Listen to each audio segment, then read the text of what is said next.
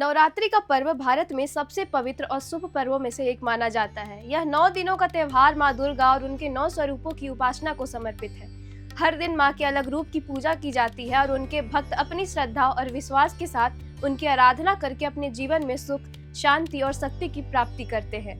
नवरात्रि के तीसरे दिन माँ चंद्रघंटा की पूजा की जाती है। माँ का यह स्वरूप विशेष रूप से शांति और वीरता का प्रतीक माना जाता है।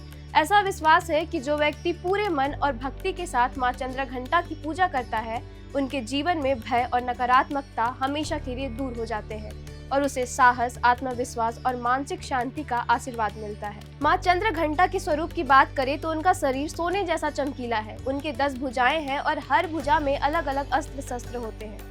उनके हाथों में कमल, त्रिशूल, गदा, तलवार, धनुष बाण और अन्य दिव्य शस्त्र होते हैं, जो बुराई पर विजय का प्रतीक माना जाता है। माँ सिंह पर सवार होती है, जो उनके साहस को दिखाता है। उनके माथे पर आधा चंद्र दिखाई देता है, जो बिल्कुल घंटी की तरह होता है।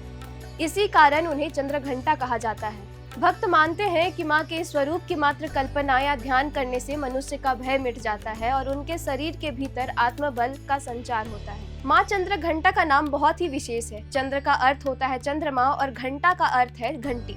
घंटी की ध्वनि जिस तरह पूरे वातावरण को शुद्ध और पवित्र करती है, उसी प्रकार माँ चंद्रघंटा की उपासना करने से भक्त के जीवन से नकारात्मकता, ऊर्जा और भय दूर हो जाते हैं। माँ का यह स्वरूप केवल शांति ही नहीं बल्कि वीरता और पराक्रम का भी प्रतीक है। उनकी पूजा से मनुष्य को चुनौतियों का सामना करने की शक्ति मिलती है। नवरात्रि के तीसरे दिन की पूजा विधि बहुत खास होती है। इस दिन प्रातः स्नान करके साफ और पवित्र कपड़े पहने जाते हैं।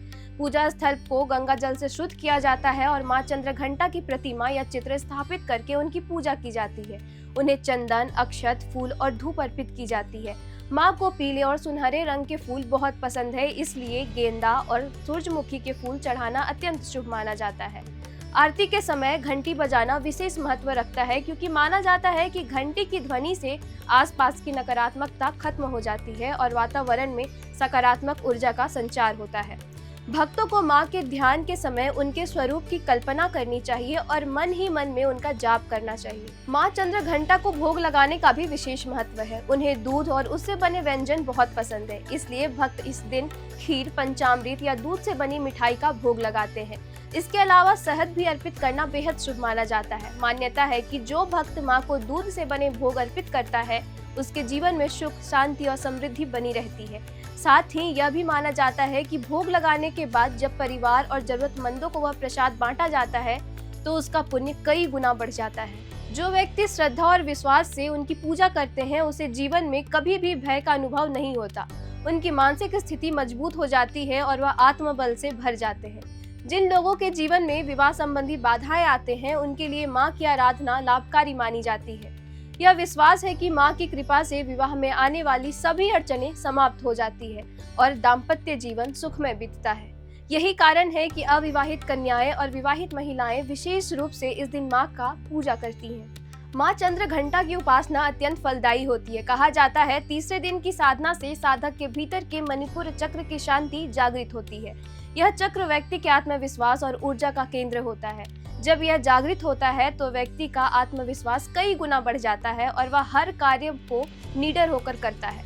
यही कारण है कि इस दिन ध्यान और साधना का भी विशेष महत्व माना जाता है। भक्तों का मानना है कि माँ चंद्रघंटा की आराधना से उनके घर में सदैव सुख, शांति और समृद्धि बनी रहती है।